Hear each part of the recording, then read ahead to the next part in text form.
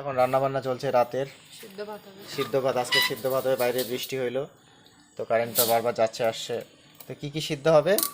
ঢেঁড়স, ঢেঁড়সের সিদ্ধ আর ঝিঙে, ঝিঙে সিদ্ধ, আলু, আলু সিদ্ধ, রাঙা আলু আছে, তারপরে কি আছে? রাঙা আলু, রাঙা আলু। বাহ, খুবই সুন্দর। কিছু লঙ্কা দিয়ে দিই। আর লঙ্কা আছে, আবার দিয়ে দাও লঙ্কা। লাস্টে শুধু মেখে খাবো। হ্যাঁ, মেখে খাবো এটা। শুধু কাঁচা পেঁয়াজটা দিয়ে মেখে খেয়ে নেবো, একটু তেল দেবো, সরিষার তেল। বাহ, খুবই সুন্দর।